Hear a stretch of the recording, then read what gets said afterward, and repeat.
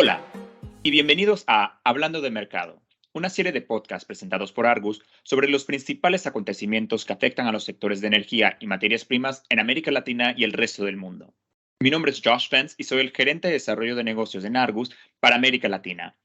En el episodio de hoy platicamos con Julio Faldín, vicepresidente de Crudo y Productos en América del Sur, y Jovan Rosales, reportera de crudos en América Latina, contribuyendo al reporte de Argus America's Crude. Hoy vamos a platicar sobre el mercado de crudo en el Ecuador. Julio, tal vez comenzamos contigo. Tú has estado pendiente y envuelto en muchos de los cambios en la comercialización de crudo del Ecuador. Para contextualizar el tema, ¿nos podrías describir un poco la estructura de mercado de petróleo ecuatoriano, tipo los actores, infraestructura, etcétera? Sí, claro, Josh. ¿Cómo te va, Jovan? Un gusto poder participar de este podcast centrado en temas de Latinoamérica. Ecuador es particularmente un país exportador de materias primas y es un exportador neto de petróleo crudo. Para darte una idea de su relevancia, la renta petrolera representó el 4,4% del PBI el año pasado, según el Banco Mundial. Este año, esta participación sobre el PBI seguramente se va a incrementar debido a los mayores precios internacionales del crudo. La producción de petróleo está en torno a los 470.000 barriles por día, posicionándose como el sexto productor de América Latina, luego de Brasil, México, Colombia, Venezuela y Argentina. Sin embargo, debido al rápido crecimiento de la producción de crudo en Guyana, este país posiblemente escale al sexto lugar el próximo año, desplazando a Ecuador o inclusive el quinto lugar, si desplaza a la Argentina con un potencial de producción de más de 600.000 barriles por día. Entre el 70 y el 80% de la producción del crudo ecuatoriano es producido directamente por Petroecuador, empresa controlada 100% por el Estado ecuatoriano, mientras que la producción de las empresas privadas de upstream representa aproximadamente el 20 al 30%. Dentro de las principales empresas podemos nombrar a Andes, ENAP, New Stratus, Petro Oriental, Pluspetrol, si bien existen otros actores importantes en etapa de exploración como Frontera, Tecpetrol y Gran Tierra. Actualmente el sistema de contratos bajo los cuales operan estas empresas privadas son por medio de contratos de servicio, en la cual Petroecuador se hace cargo de un fee en recompensa por los trabajos de exploración, perforación y producción de las áreas concesionadas a estas compañías. Sin embargo, existen proyectos para cambiar este sistema de concesión hacia un esquema de contratos de participación, en los cuales las empresas operadoras obtienen una retribución directa en barriles de crudo por los servicios realizados, pero también en asociación con Petroecuador, obviamente, y por ende pueden desarrollar el mercadeo directo de estos barriles. Petroecuador cuenta con 3 refinerías en el país. 2 están ubicadas en la costa del Pacífico, la refinería de Esmeralda, con una capacidad aproximadamente de 110.000 barriles por día, y la refinería La Libertad, de unos 45.000 barriles por día. Existe una tercera refinería llamada Sushifindi en las Amazonas, que es bastante pequeña, de unas 20.000 barriles por día, de capacidad máxima de procesamiento. La utilización de estas 3 refinerías está por debajo de los 150.000 barriles por día, tomando en torno al 30% de la producción de petróleo del Ecuador. De esta forma, el restante 70% de la producción debe ser y es exportada. Los principales dos crudos que produce Ecuador es el Oriente y el crudo Napo.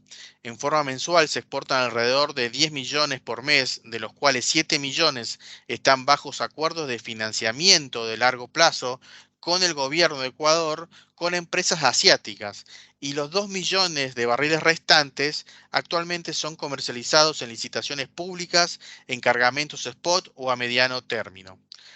Los destinos de estos crudos son variados. En general son comprados por refinerías o compañías de trading para ser procesados en la costa oeste y en el Golfo de los Estados Unidos, o también por refinerías de Latinoamérica como ser Chile y Perú.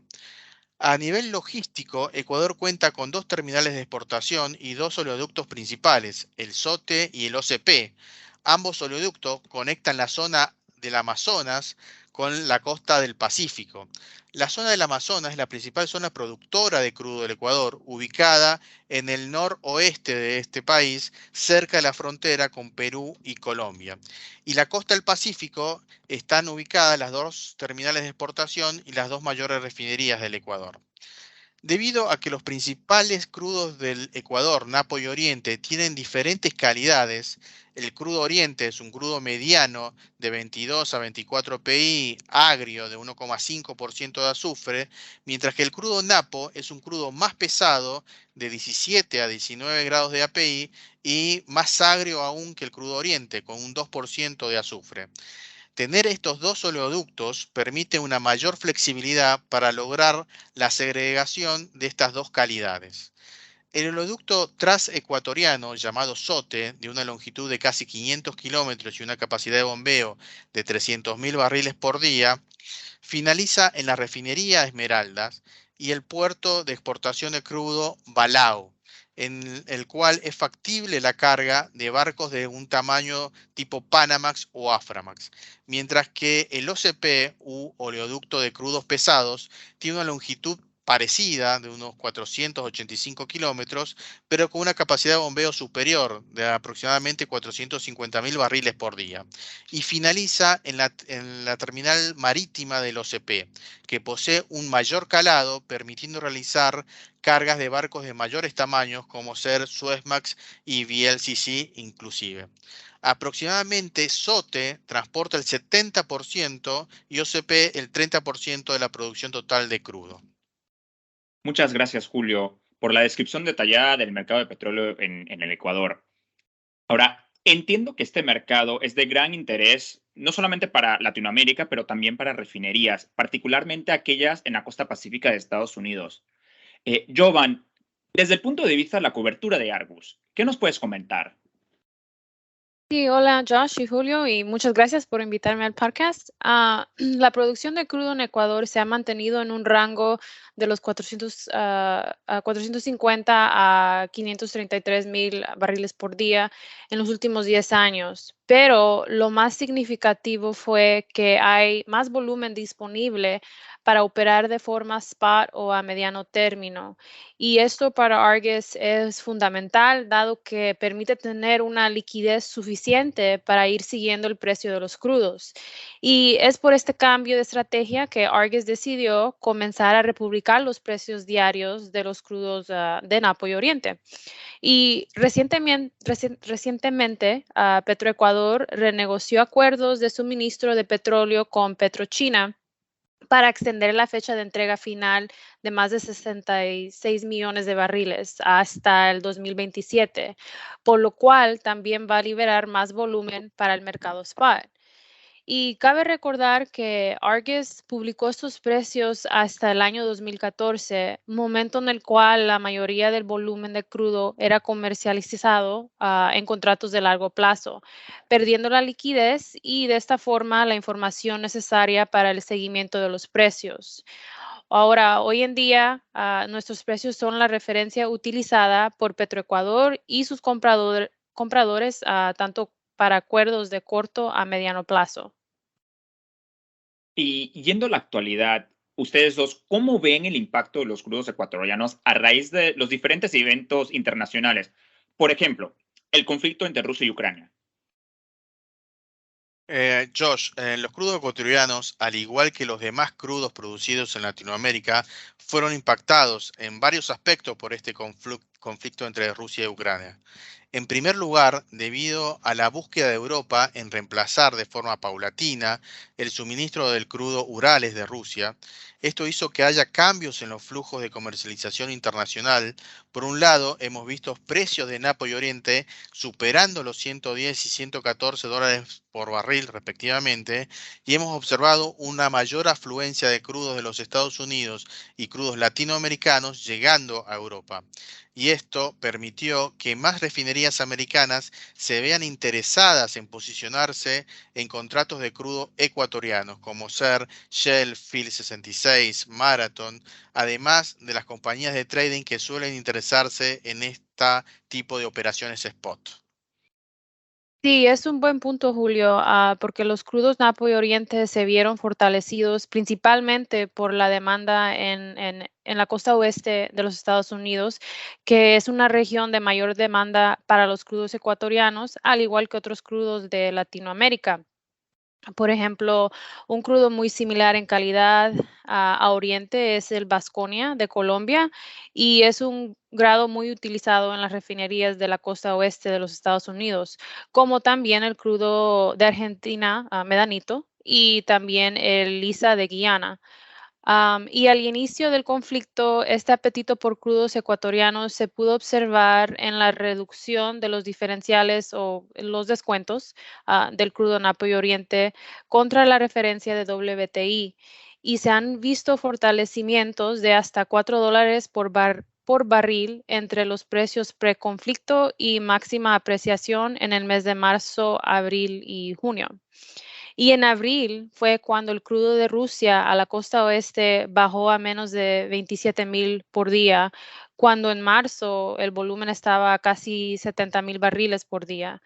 Y tengamos en cuenta que posteriormente al mes de abril no se ha recibido crudo de Rusia. Y al mismo tiempo, crudo que en general tenían destino final hacia la costa oeste, comenzaron a haber más demanda en el mercado de Europa, por lo cual se generó un déficit de suministro en la costa oeste. Sí, sin Julio. embargo, a medida que el volumen de exportación de crudo americano se fue robusteciendo hacia Europa, por ejemplo, u otros destinos, volúmenes de las reservas estratégicas de los Estados Unidos fueron tomando escala en el mercado americano. Este fortalecimiento de los diferenciales fue perdiendo relevancia, llegando a un mínimo en el mes de agosto, que es cuando la calidad del crudo de las reservas estratégicas era principalmente agrio, de aproximadamente 1,4% de azufre. Este efecto se ha visto revertido en el último mes de septiembre, dado que más crudo dulce está siendo entregado desde las reservas estratégicas de crudo de los Estados Unidos.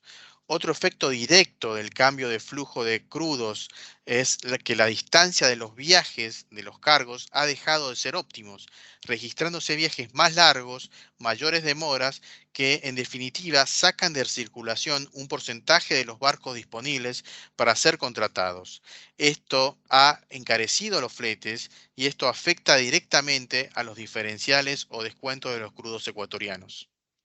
Sí, y el precio de fletes ha sido de mayor impacto para los crudos de Latinoamérica, en especial la ruta para transportar crudo de Ecuador a la costa oeste en un Panamax subió a niveles no vistos desde más de 15 años.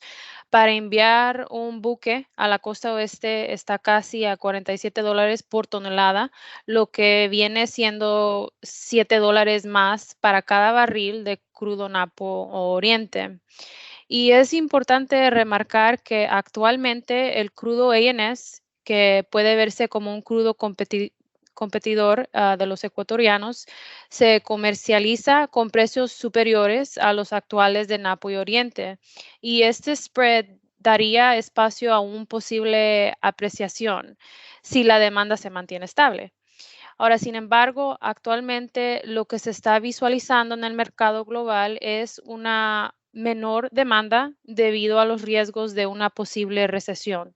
A raíz de esta percepción de una menor demanda, estamos viendo una menor participación directa de las refinerías en los distintos tenders, dado que tienen una menor flexibilidad para incrementar su capacidad de almacenaje en forma rápida.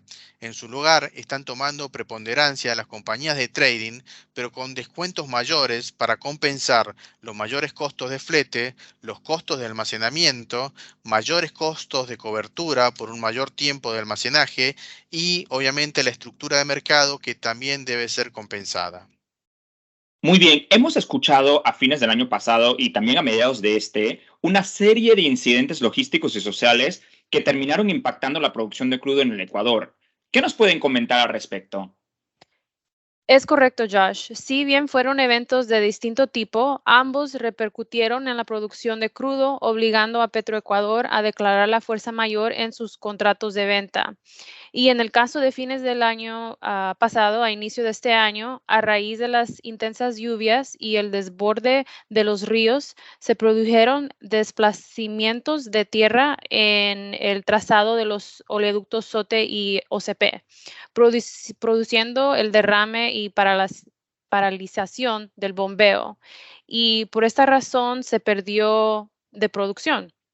Ahora, por el otro lado, en junio hubieron reclamos sociales por el incremento de los subsidios a los combustibles en la zona amazónicas y el conflicto escaló llegando a paralizar más de 1,000 pozos que causó una reducción de aproximadamente 3 millones de barriles.